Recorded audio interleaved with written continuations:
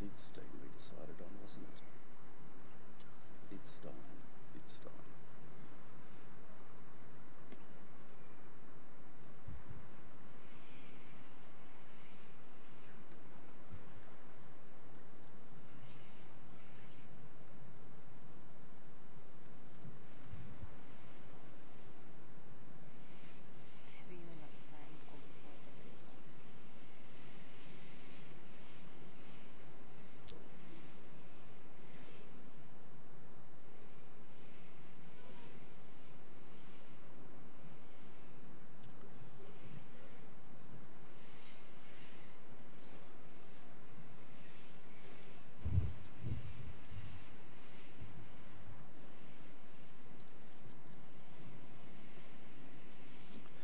Well, good evening, visitors. Welcome to the Australian War Memorial's Last Post ceremony. My name's Richard Cruz, and joining us today from the Royal Australian Air Force is Flight Lieutenant Carol Mills. We warmly welcome the family of Private Valentine Frederick Idstein, whose story will be told shortly. We're honoured to acknowledge Air Vice Marshal Shri Kamur Prabhakaran, Assistant Chief of the Air Staff from India. Ms Cathy Warden, Corporate Vice President of Northrop Grumman and President of Northrop Grumman Mission Systems and the accompanying delegation. Current members of the 6th Aviation Regiment, Holsworthy Barracks. We welcome the veterans who have served, those that are still serving, and the families that support them. We acknowledge the members of RSL and Services Clubs Association, RSL Victoria and RSL Queensland, who are watching the broadcast of this ceremony across Australia. During this evening's ceremony, wreaths will be laid at the base of the Pool of Reflection by family, visitors and students on behalf of the following schools. From Queensland, Gamiri State School, Hillard State School, Alexandra Hills, and from the Northern Territory, Dripstone High School, Tiwi. Could I ask you to please stand and join in singing the National Anthem?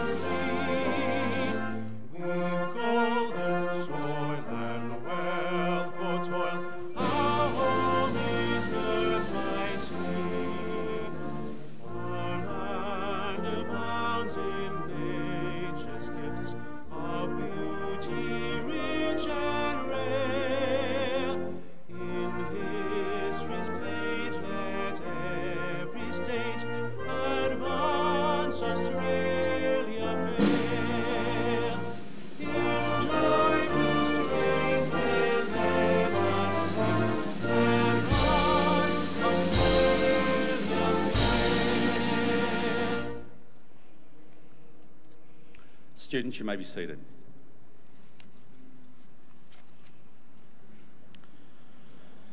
The Australian War Memorial was the vision of Charles Bean, Australia's First World War official historian. Bean landed with the Australian troops on Gallipoli and stayed with them at the front through to the end of the war. The idea of this national memorial and museum came to him at Pozières, France, in the depths of the bloody fighting of 1916. Bean's idea was that this would be a place where families and friends could mourn loved ones buried in faraway places. It would also be a place that could help all Australians understand what these men and women had endured and what they had done for us. Bean's vision, to which we remain true, is best expressed as inscribed in the entrance to the memorial's galleries. Here is their spirit, in the heart of the land they loved, and here we guard the record which they themselves made. Tonight we'll read the story behind just one of those on the Roll of Honour, which lists the names of more than 102,000 men and women who have given their lives for us in war and operations over more than a century. But first, we present a lament, Flowers of the Forest. Wreaths and floral tributes will now be laid at the base of the pool of reflection.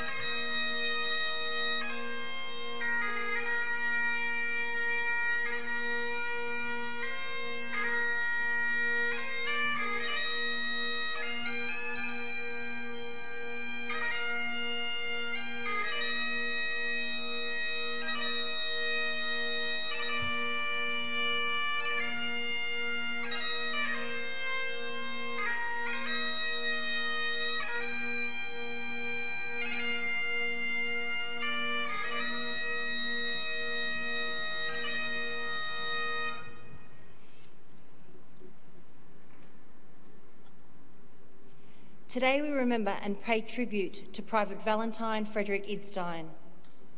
Popularly known as Val, Valentine Frederick Idstein was born on the 20th of March 1887 at Blandford, New South Wales, to the large family of John and Barbara Idstein.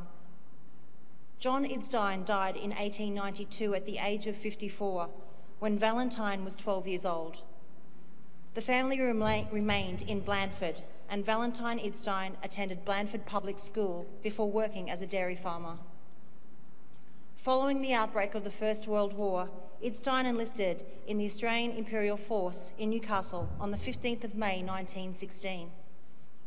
He undertook initial training at the local depot battalion and was allocated to the 3rd Reinforcements to the 35th Battalion, embarking from Sydney aboard the transport ship Anchises in August, bound for England. After arriving in England, Idstein spent a month in a training battalion before joining the 35th Battalion in early November.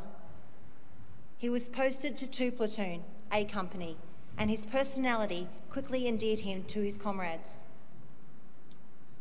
Towards the end of November, the battalion transferred to France and entered the front line for the first time a few days later. The battalion continued to rotate in and out of the front line throughout the bitter winter of 1916 and 1917. In May 1917, the 35th Battalion moved into Belgium, and by the end of the month were occupying frontline positions at Dead Horse Corner, south of Mézines. On the evening of the 29th of May, Idstein, now part of a Lewis gun team, was on observation duty when an Allied gas bombardment meant for the Germans began falling into the Australian trenches. Idstein was already suffering from exposure to gas when at around 8 p.m. he was hit in the chest by a gas projectile and killed instantly. He was laid to rest in the Strand Military Cemetery near Ploegstede the following day. He was 30 years old. His name is listed on the Roll of Honour on my right, among more than 60,000 Australians who died while serving in the First World War. This is but one of the many stories of service and sacrifice told here at the Australian War Memorial. We now remember Private Valentine Frederick Idstein, who gave his life for us, for our freedoms, and in the hope of a better world.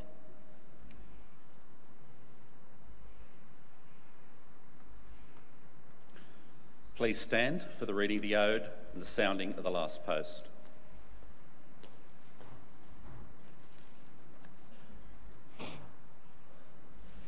They shall grow not old, as we that are left grow old. Age shall not weary them, nor the years condemn. At the going down of the sun and in the morning, we will remember them. We will remember them.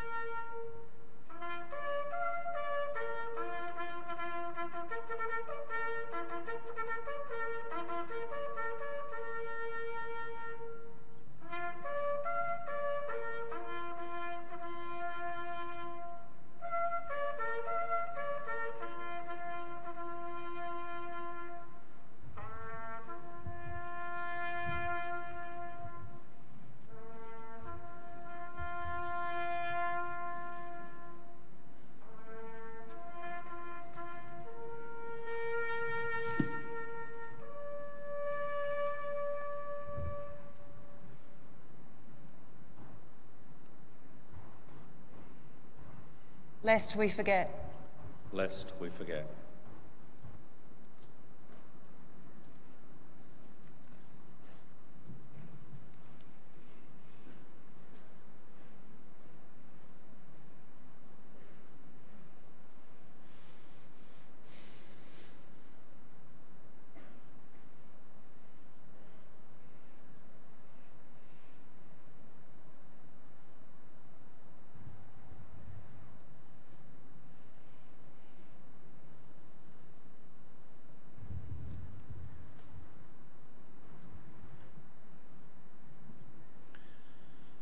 We leave you this evening with the words of the memorial's founder, Charles Bean. Many a man lying out there at Pozières or in the low scrub at Gallipoli, with his poor, tired senses barely working through the fever of his brain, has thought in his last moments, well, it's over. But in Australia, they will be proud of this. Ladies and gentlemen, girls and boys, that concludes the last post ceremony. We thank you for visiting the Australian War Memorial and wish you all a very good evening. Thank you.